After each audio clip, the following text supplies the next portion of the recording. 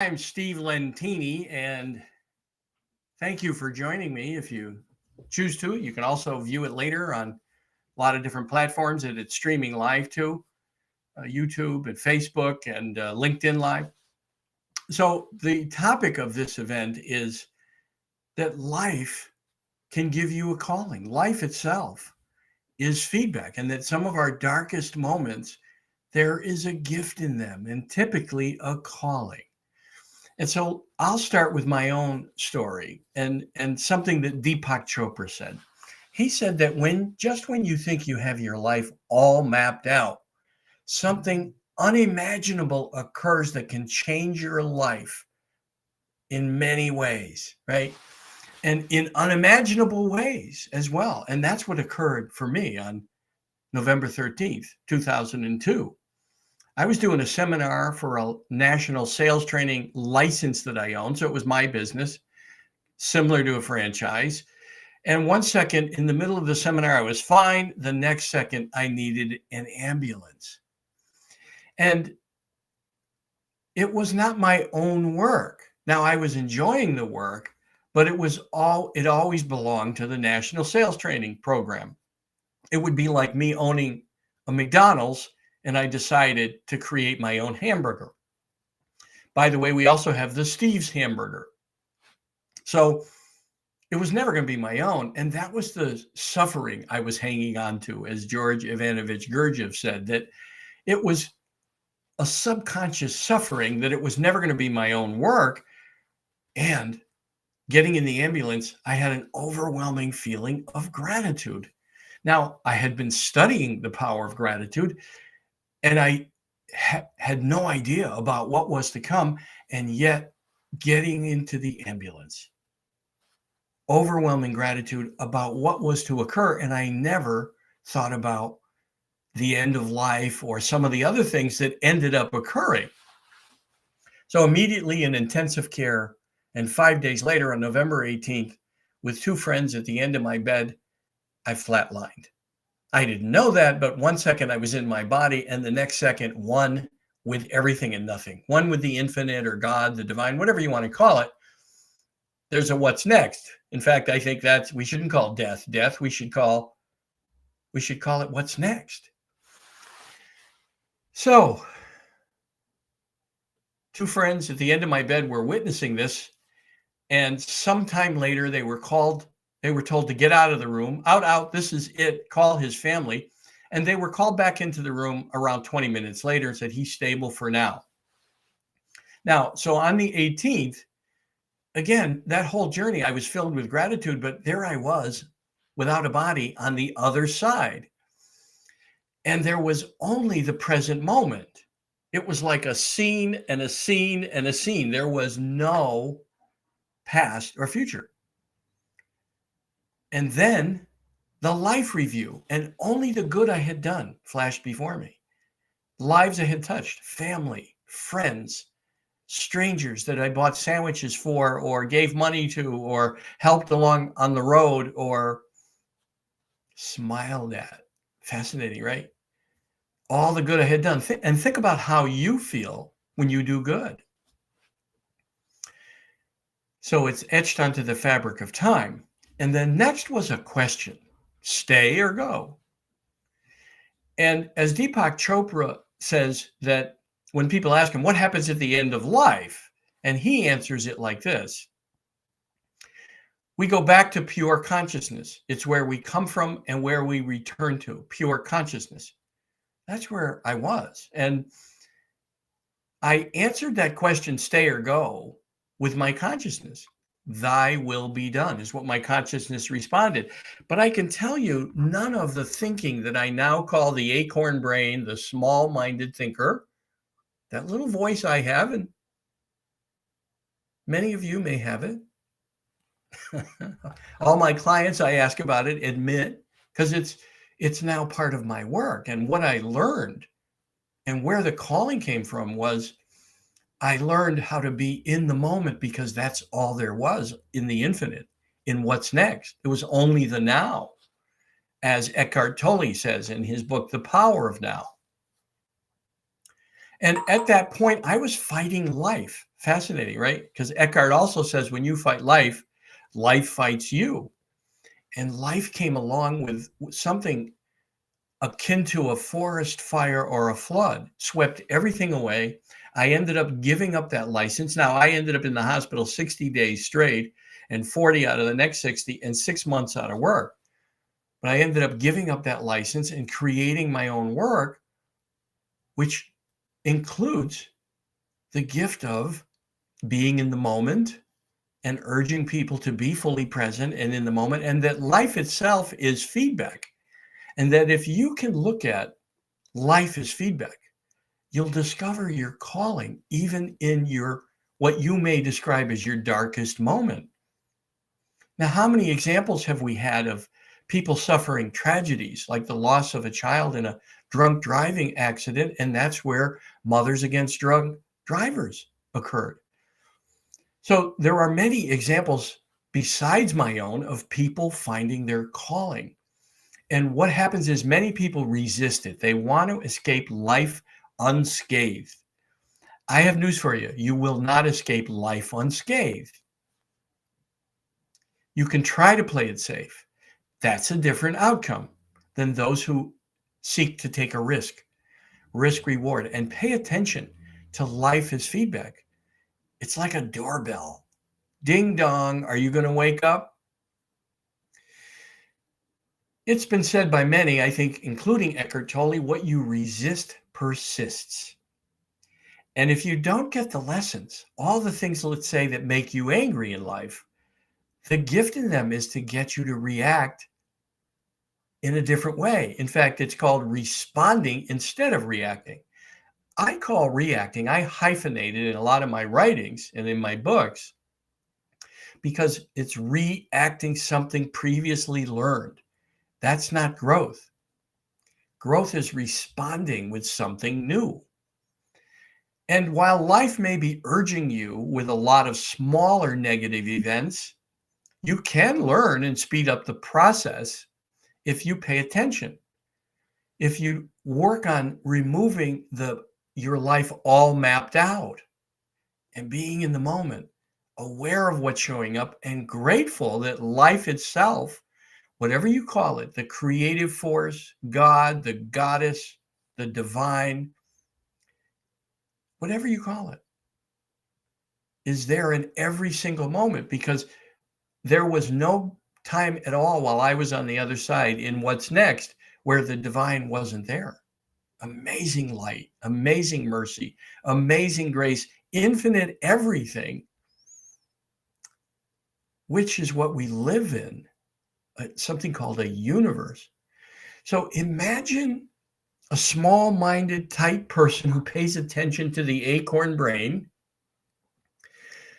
Are you modeling what created that force that created a universe? I chuckle when people talk about space travel and rocket ships.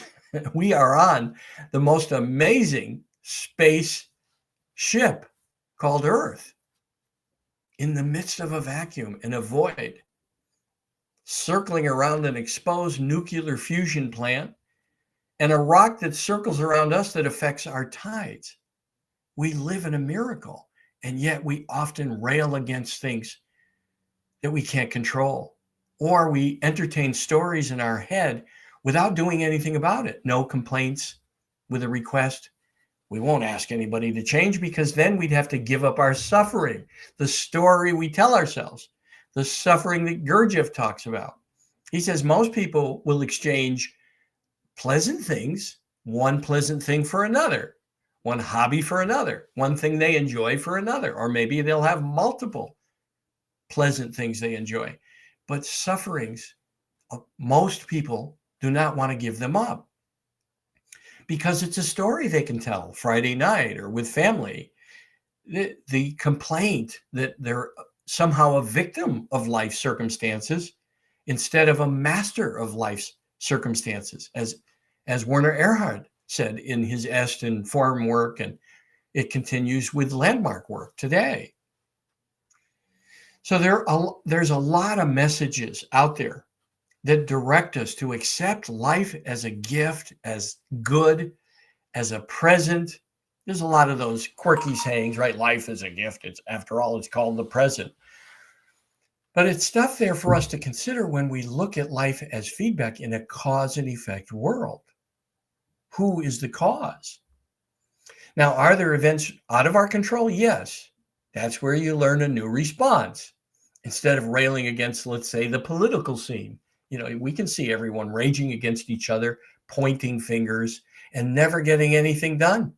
I mean, it's been, let's say, the Congress in this country for 25, 30, 40 years, just not getting much done because they prefer to have the suffering, the story. And our leaders do not model what's called an infinite thinking behavior or an infinite thinking model, a universal concept model that matches the life force, right? We live in a universe. We all get petty. But if we knew what was next, what was awaiting us, we wouldn't be so petty. We would learn to accept everything as good, which has been stated in the Bible many times or in other religious writings. And by the way, even people today, do you think the divine stopped talking to us 2,000 years ago plus? No. We live in a miracle, and it's to embrace that and to look at life as feedback, and that you may get some small speed bumps that will guide you into something new, something uncomfortable, shaking you, that speed bump, out of your mapped life. And you may get a calling like I got. You may get a flood or a forest fire, and to be grateful every day for what you have and to study and learn more about gratitude, because I can tell you, gratitude changed my life getting in the ambulance. And there was never a day where I feared anything in that whole journey. I remember after 5.5 weeks, I was transferred to a hospital that could do my surgery. And the surgeon said to me, "You're remarkably calm." I said, "Well, doc, your job is surgery. My job is recovery." But I never thought about what would happen. After all, it was 5.5 weeks after I had my event where I knew there was a what's next. And I have the gift of that with me every day, and I use it everywhere in my work, in my coaching, in my training. Does that sound like small-minded thinking people are used to me saying? Or are you stuck in the acorn brain? By the way, the acorn brain is the amygdala, something we learned thousands of years ago, fight or flight, caveman times. Are you stuck in the cave? Now, Joseph Campbell said, to find that which you seek, you must find the cave that you fear to enter. To find the treasure you're seeking, the cave you fear to enter. Well, the cave you fear to enter might be breaking out of the story you tell yourself and the small-minded thinker that has you complaining and railing against life when you could be looking for the gift. You may be missing your calling. If you're complaining in your mind about this is not really what you want to do, but you're not doing anything about it, you're not making the list of what you want, you're not looking where life is providing you with a path, a calling, you're missing an amazing opportunity to just go with the flow. Life is easier when you go with the flow. But don't take my word for it. Never follow anyone or anything blindly. Prove it to yourself. I tell my clients, if I ever say I found the way, run away. And then check in with me in a few months and see if I've regained my sanity or pulled my head out of a very dark spot, if you know what I mean. So take some time to make your life an experiment, but first consider it. Ponder what I'm saying. I'm not asking you to believe it or to just follow my way. Prove it to yourself. Start to change. Start to respond. Start to look at this feedbacks in life as a gift. They may be guiding you along to something very big and a calling, and perhaps your job to do in this world to return your gifts. and leave everything and everyone a little better than you find them, and do good. Just think of how you feel when you do good, and remember what I experienced in my life review. I certainly hope you experience it in your life review, and not before this video ends. I wish you all a long life.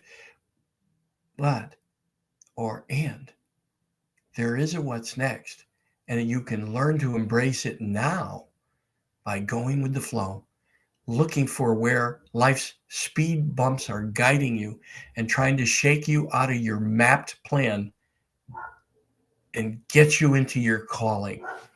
And you'll have a lot of fun doing it. I know I am. Any questions? Steve at stevelentini.com. Steve at Steve, L as in Linda, E-N as in Nancy, T as in Tom, I-N-I.com. I'm glad to help. And I have books on Amazon. I have You May Be Full of Shit If. I also have the Woke Edition. You Might Be Full of Number 2. After All We Know Better, the Woke Edition. I have Helping People Buy, Wake Up, Jump Into Your Life, and many other books. And I'm glad to share them with you. I also have a new course. I have many ebooks, by the way, on my website at stevelentini.com. Free ebooks. I also have a self-awareness course at Talent LMS and many courses on Teachable, but I'm not here to sell anybody anything because it may not be a fit. I'm not worried about it. The right people find it. I'll close with this. Muhammad once said, what reaches you is meant for you and what misses wasn't. So when life is giving you a speed bump, it's meant for you. It's a gift. And you might miss it because you prefer to fight life. And like Eckhart says, life will fight you. Prove it to yourself. Make your life that glorious experiment because you do live in a miracle. Thanks.